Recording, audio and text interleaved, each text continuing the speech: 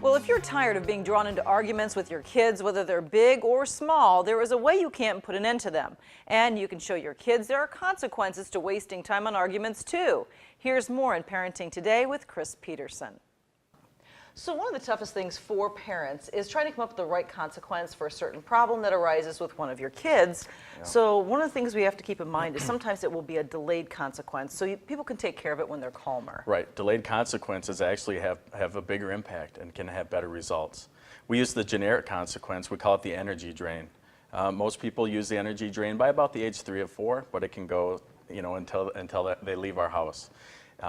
It fits just about any situation. Arguing, lying, cheating, stealing, coming home late from prom, taking the car, just about any situation. But the point is that we're going to deal with it when everyone's in that thinking mode, in that calm state. Okay, so we're going to give people an example, something you might hear around your house and how you would handle it using the energy drain. So I'll be the child, you can be the parent. Sounds good. All right, so here we go. Dad, why can't I have a new bike? Mine's a pile of junk. Hey, feel free to buy that, Martha, just as soon as you have enough money. But I want to buy it, please. Hey, nice try. Well, but why? And why did I say?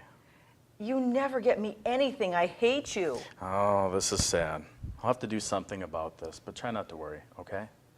So then we fast forward to the next day. Because that's all you're going to do at that time. Yep. So we're not going to get hooked into that power struggle. So once again, now the child is trying again. I'll be the child. Hey, Dad, will you take me over to my friend's house? Hey, I'd love to, but all that arguing yesterday drained a lot of energy from me. Oh, Dad, come on, please. Hey, I'll need some of that energy put back. How would you like to do that? Well, I'm not a slave. I've always loved your sense of humor. Hey, you know what? Mowing the lawn ought to do it. Just have that taken care of by noon on Saturday, okay? So, and then I move away. And the message is basically, now that we've spent so much time, even the day before, on arguing, the child is going to have to make a contribution. Absolutely.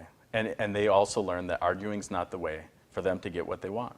All right, and then finally, hopefully what you do by going through this process a few times for your kids is you get to short circuit it. So it becomes a much shorter process to get through the arguing faster. And why is that?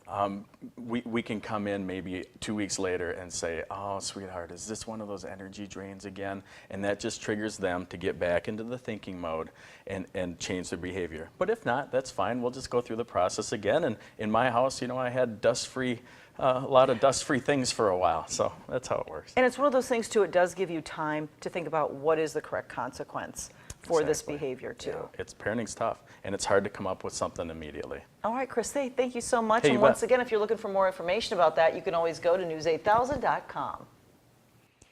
And of course, we'd love to have Chris answer some of your parenting questions and challenges. So if you have a problem you'd like Chris to answer, just send me an email at mkolosky@wkbt.com.